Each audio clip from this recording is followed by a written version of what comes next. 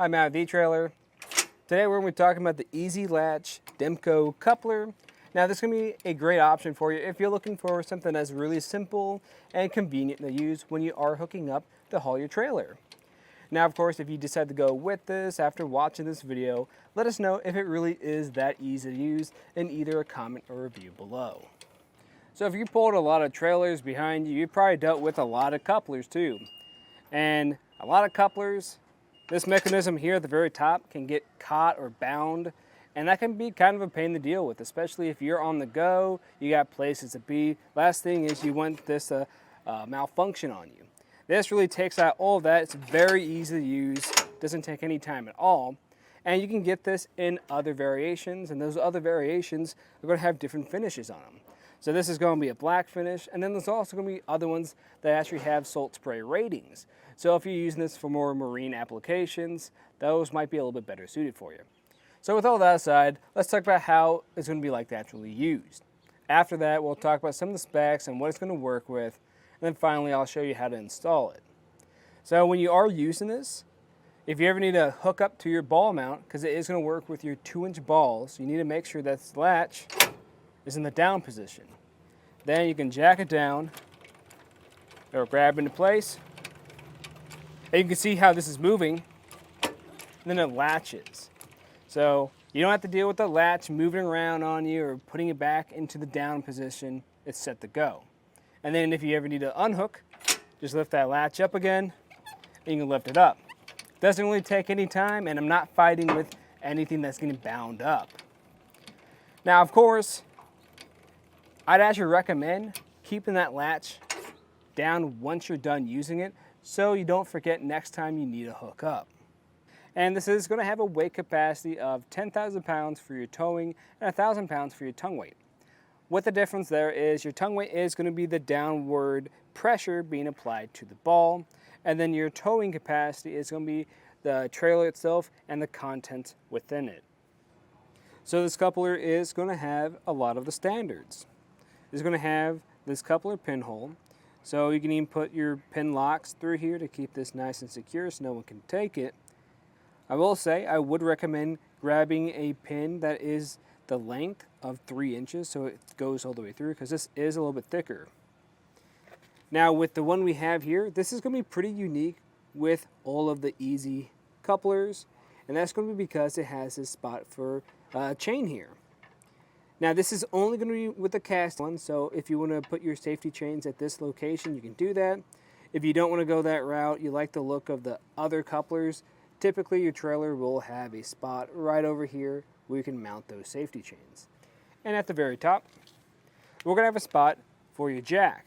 This is going to be great because I like this placement of a jack because it's centered up on the A-frame, making this a lot more stable. This is going to work with jacks with an outer tube with a max of 2¼ inches. You can see over here we do have this frame mounted jack. I think it does a good job for what it is, but again, this is going to wiggle a little bit more compared to one that's mounted in the center. Overall though, I think this is going to be a great coupler just to make your hauling experience a little bit more enjoyable.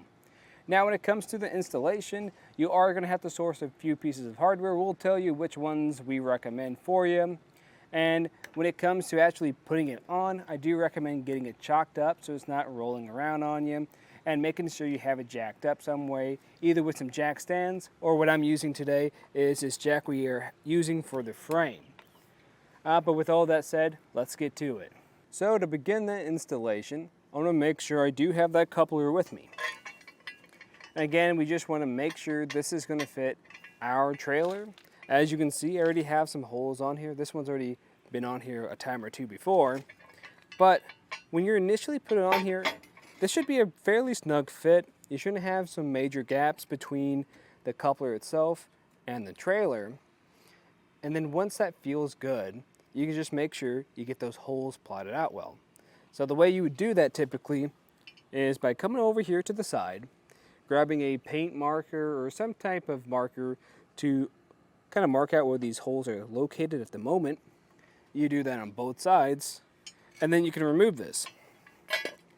Those holes should be marked out, and from there you can grab a drill bit, drill some holes through here, and then kind of get that started. Now, if you already have these holes, you'll be good to move on to the next step. But if you do need a drill, there are a few things you want to keep in mind. You want to make sure that the holes are going to be the right size for your hardware and that your hardware is going to be right for your trailer too. So you want to make sure that you're going to be using some 1/2" grade 5 hex bolts. Just make sure they're going to be the right length for your trailer, that they're not going to be too long or too short. You also want to make sure that those holes for that hardware aren't going to be too wide or small. So I'd recommend starting off with a smaller bit, working your way up until it's a very similar size as your bolt. Once all 6 of those holes are drilled out, then we can grab our coupler and just reline this up with those holes, making sure we get a good fit. Once we do, we can grab all of our hardware. So you're going to have 6 of these bolts that I was talking about earlier, and I also recommend grabbing 2 flat washers per one, a split washer, and then a nut to go on the very top of it. Every trailer is going to be a little bit different when you install your hardware, so just find the best vantage point for you to get that through. But I'm going to start by grabbing that bolt and one of the washers. I'm going to go underneath and get it pushed through this first hole here. There it is.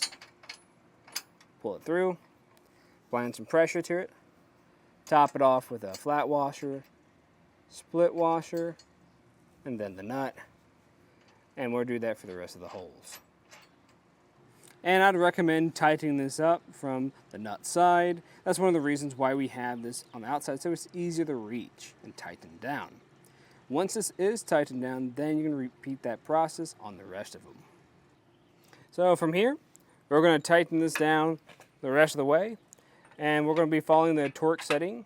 So that torque setting, you can find that if you look up your bolt. So that's going to be the size, thread, and grade. Once you find that, you can use one of these torque tools to tighten down the rest of the way. Then you repeat that for all of them. But once you have all these knocked down, that'll complete our installation. And of course, if you guys have any other questions, please let us know here at eTrailer. But again, I'm Matt. Thanks for watching.